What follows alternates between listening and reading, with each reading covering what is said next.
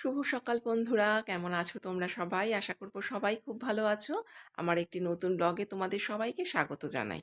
আজকে তোমাদের সাথে আমি শেয়ার করব আমি 5:30 থেকে ঘুম থেকে উঠে স্মার্টলি কাজ করে কি করে 11:30টার মধ্যে সমস্ত কাজ শেষ করে ফেলি।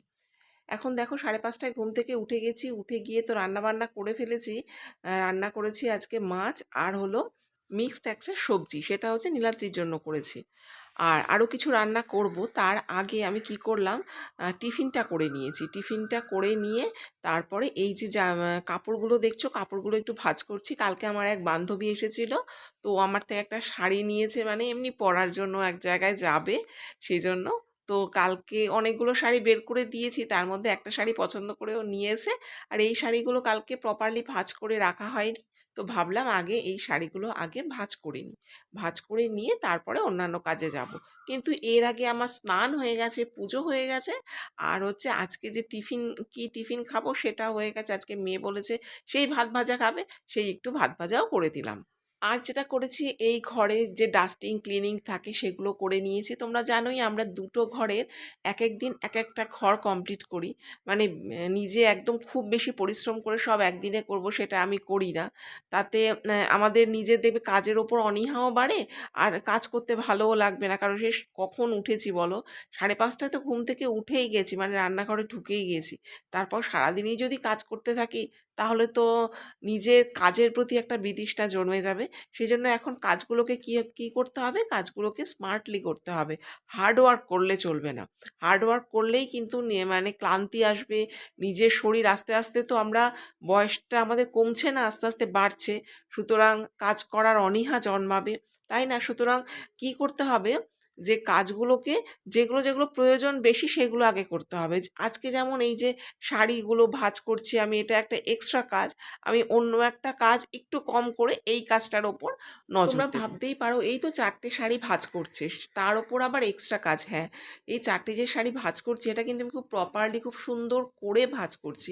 ওই যা হোক তা হোক করে একটা ভাঁজ করে রেখে দিলাম সেরকম করে যেন করছি না। এটা করতে আমার একটু এটার পিছনে সময় দিতে হয়েছে। এটার পিছনে যতটা আমি সময় দিয়েছি, সেটা অন্য কাজ করলে আরেকটা কাজ হয়ে যেত। মানে যেটা আমার ডেইলি রুটিনের কাজ, সেই কাজটাকে আমি আজকে স্কিপ করে দিয়েছি, সেই কাজটা আমি আজকে করিনি। যেমন আজকে ড্রেসিং টেবিলটা খুব ভালো করে মোছার দরকার ছিল, খুব ভালো করে ডাস্টিং করিনি, হালকা করে করে ছেড়ে দিয়েছি। এই কাজটার মধ্যে সময় দিয়েছি। আমি একটা সময় বেঁধে রেখেছি যে এই 11:30টার মধ্যে আমাকে সমস্ত কাজটাকে কমপ্লিট করতে হবে, নইলে হবে না। তো আমার মোটামুটি 11:30টার মধ্যেই কাজ কিন্তু কমপ্লিট হয়ে যাবে। মেয়ে এখন পড়তে গেছে, ও চলে আসবে। বললাম টিফিনটা করাও হয়ে গেছে। আর কালকে রাতের যে বাসনগুলো ছিল সেই বাসনগুলো না রাখা হয়নি এই সেলফের মধ্যে। তো এখন কি করলাম, বাসনগুলো সুন্দর করে গুছিয়ে রাখলাম। আর কিছু বাসন মাজার ছিল, সেই মেজেও রেখে দিয়েছি। ওগুলো কিছুক্ষণ আগে মাজলাম, তো পরে আবার এই সেলফের মধ্যে উঠিয়ে রাখবো। আর সকাল থেকে তো রান্না করেছি, রান্নাঘরটা একটুখানি অপরিষ্কার হয়েছে। মানে খুব অপরিষ্কার বলবো না, মানে একটুখানি কাউন্টার টপের ওপর জল জল হয়েছে, সেইগুলোকে একটু ভালো করে মুছে দেবো। আর ওই যে কড়াইটা দেখছো, গ্যাসের ওপর কড়াইটা বসানো, ওটার মধ্যেই কিন্তু ভাত ভাজা রয়েছে। আর দেখো, আর আমি কাউন্টার টপটা এবার ভালো করে মুছে নিলাম। রান্নাঘর আর যেখানেই আমি কাজ করি না কেন, সেইখানটা যদি পরিষ্কার না থাকে তাহলে কিন্তু কাজ করতে ভালোও লাগে না। কেউ যদি এসে দেখে অপরিষ্কার তাহলেও কিন্তু ভালো লাগে না। আর এই দেখো, এই টেবিলের মধ্যে বাসনগুলো রেখেছিলাম, সেই জায়গাটাকে আবার একটুখানি মুছে নিলাম। আর শুধু সেই জায়গাটাকে মুছবো, পুরো টেবিলটাকেও আরেকবার ভালো করে মুছে নিলাম। তবে এই টেবিল ক্লথটার কি সমস্যা বলো তো, একটু যদি হলুদ, মানে একটু ঝোল পড়লো, একটু হলুদের দাগ লাগলো, ঝট করে না দাগটা ওখানে বসে যাচ্ছে। সঙ্গে সঙ্গে আমি স্কচ ব্রাইট দিয়ে ভালো করে ভিম লিকুইড দিয়ে মুছলেও হালকা একটা দাগ না থেকে যাচ্ছে। আমি ভেবেছি রোদটা বেশ ভালো করে উঠলে এটাকে পুরোটাকে নিয়ে রোদে দেবো, যাতে হলুদের দাগটা উঠে যায়। আর এখন দেখো, এই যে জলের বোতলগুলো সমস্ত ভরে নিচ্ছি। কারণ যেই জলটা আছে সেই জলটা যদি আজকে এখন না ভরি, তো ওকে ছেলেটাকে, যেই ছেলেটার কি জল দেয়, সেই ছেলেটাকে তো বলবো জলের বোতলটা নতুন দিয়ে যেতে। আর আমি যদি যেতে বলি কিন্তু খালি না করি, তাহলে পরে আমাকে এটাকে এত ভারী 20 লিটারের জারটাকে আমাকেই উপর করতে হবে। সেই জন্য সমস্ত বোতলগুলোতে জল রেখে জারটাকে খালি করে দিলাম। তারপর এসে গেছি রান্নাঘরে। আমাদের টিফিন খাওয়া হয়ে গেছে, কিন্তু মেয়েও চলে এসেছে। আর এখন ডালটা আর কি, মুসুর ডাল কালকে ভিজিয়ে রেখেছিলাম, এখন সেটা দিয়ে বড়া দিয়ে আলু দিয়ে একটু ঝোল করব। আর সকালে মাছ তো আছে, আর মিক্স সবজিটা যে নীলাদ্রির জন্য করেছি সেটা আর নেই। আর এখানে দেখো বড়াটাকে আজকে আমি পেঁয়াজ দিয়ে করেছি। বড়াটা যখন মানে মুসুর ডালটা যখন মিক্সিতে বেটেছি তখন পেঁয়াজ বলছি, কাঁচা লঙ্কা দিয়ে বেটেছি, তাহলে না পুরো বড়াগুলোর মধ্যে ঝাল ঝাল হয়ে গেলে খেতে ভালো লাগে। আর এখন তার মধ্যে দিয়ে দিয়েছি একটু পেঁয়াজ, লবণ, হলুদ দিয়ে, আর এটাকে একটু বড় বড় করে ভেজে নিচ্ছি। জেনারেলি কী হয়, মুসুর ডালের বড়া যেগুলো হয় সেগুলো একটু ছোট ছোট করে ভাজা হয়, মানে এমনি যদি খাওয়া হয় ডালের সাথে। তো আজকে আমি যেহেতু আলু দিয়ে ঝোল করব, সেহেতু এরমভাবে করছি। আর দেখো আলুগুলো, একটা আলুই কেটে নিয়েছি। আলু তো আমার মেয়ে খায় না, ওর জন্য একটাই কেটেছি, 4 পিস হয়েছে। আর এখানে পেঁয়াজ, আদা, রসুন, টমেটো, লঙ্কা দেখলে ওগুলোকে মিক্সিতে মিক্স করে নেব। আর এখানে দেখো আলুটাকে একটু ভেজে সাইড করে রেখে তেলের মধ্যে দিয়ে দিয়েছি দারচিনি, তেজপাতা। এর মধ্যে এবার যে পেস্টটা তখন করলাম, পেঁয়াজ, আদা, রসুন, লঙ্কা, টমেটো, সেটা দিয়ে দিলাম। আর একটুখানি কন্টেনারটার মধ্যে জল দিয়ে সেটাকে যা মশলা ছিল সেটাকেও দিয়ে দিলাম।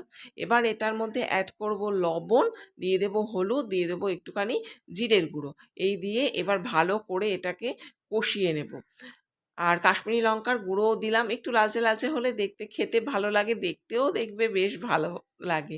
পেহলে দর্শনধারী ফের গুনবিচারি।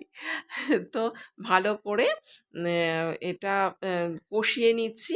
তারপর এর মধ্যে দিয়ে দেব জল। তো এই দেখো যে মিক্সির যে বাটিটা ছিল সেটার মধ্যে অল্প একটু জল দিয়ে সেটাকে একটুখানি ভালো করে, চারদিকটা না অনেকটাই লেগেছিল, তো সেই জন্য ওটার মধ্যে একটু বেশি করে জল দিয়ে আমি ওই জলটাকেই দিয়ে দিলাম। এবার ফুটতে দেব, আর এটা না ঢাকা দিয়ে দেব আলুগুলো সেদ্ধ হওয়ার জন্য। ভিডিওটি দেখতে দেখতে যারা এত দূর পর্যন্ত এসছো, আশা করব তোমাদের আজকের ভিডিওটা কিছুটা হলেও ভালো লেগেছে। যদি ভালো লাগে প্লিজ চ্যানেলটিকে সাবস্ক্রাইব করে আমার পাশে থেকো। আর এই দেখো এখন আলুগুলো সেদ্ধ হয়ে গেছে, আর এটার মধ্যে আমি বড়াগুলো দিয়ে দিচ্ছি। আজকে তো মাছ করেছি পার্শে মাছ, আর পার্শে মাছটা এত টেস্ট হয়েছে জানো, মানে খেতে যখন বসেছি তখন মনে হচ্ছে পুরো ইলিশ মাছের একটা ফ্লেভার। একদম হালকা করে করেছি, কালো জিরে, কাঁচা লঙ্কা দিয়ে করেছি, কিন্তু দারুণ হয়েছে টেস্টটা। তো দেখো এর মধ্যে তোমাদের সাথে কথা বলতে বলতে আমার কিন্তু রান্নাটা হয়ে গেছে। আর এখানে এখন কড়াইটাকে ধুয়ে নিয়েছি, আর রান্নার মাঝে মাঝেই যেসব বাসনগুলো হয়েছিল সেগুলোকেও ধুয়ে নিয়েছি। ওগুলো আজকে তোমাদের আর দেখাইনি। প্রতিদিন যদি একই রকম জিনিস দেখাই তোমাদেরও ভালো লাগবে না, বোর লাগবে। তোমরা যারা যারা আমার চ্যানেলে নতুন এসছো তাদের অসংখ্য ধন্যবাদ। এর পরের আবার যে ভিডিওটা আসবে, কালকে যদি ভিডিও দিই তাহলে তোমাদের প্রত্যেকের নাম অবশ্যই নেব। আর দেখো এখানে গ্যাসটাকে এবার ভালো করে মুছে নিচ্ছি। তো আমার রান্নাটা, আমার মনে কত প্রফুল্ল বলো তো, রান্না টান্না সমস্ত কমপ্লিট। তো গ্যাসটাকে ভালো করে মুছে নিয়ে রান্নাঘর একদম ফিটফাট করে রেখে দেব। আর বর্ষা তো ঢুকে গেছে, যখন গরম ছিল তখন আমরা বর্ষার জন্য মানে হাপিত্তেশ করেছি। এখন দুদিন একটু বৃষ্টি হওয়ার পরই আবার বলতে শুরু করেছি জামা কাপড় শুকোচ্ছে না। এই তো একদিন দিলে দুদিন লাগে শুকোতে, বাঙালির কোনো কিছুতেই শান্তি নেই। এখন দেখো এগুলো সমস্ত পরিষ্কার করে চলে এসেছি। ঘরটা মুছে, সকালবেলা তো ঘর ঝাড় দিয়ে দিয়েছি ভালো করে। তো এখন সমস্ত কাজ হয়ে গেছে, ক্লিনিং ফ্লিনিং সমস্ত কমপ্লিট। এখন এটাকে মুছে দেব, মুছে নিয়ে ব্যাস এবার আমি একটুখানি বসবো চা খেতে। তো চলো বন্ধুরা, আজকের ভিডিওটা এইটুখানি রাখছি। এখন বাজে 11:30।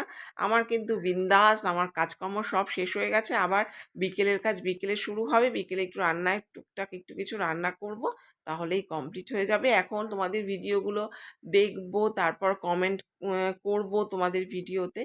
তো চলো বন্ধুরা, আজকের মতো এই পর্যন্তই রাখছি। তোমরা সবাই ভালো থেকো, সুস্থ থেকো, এরমভাবেই আমাকে ভালোবাসা দিয়ে যেও।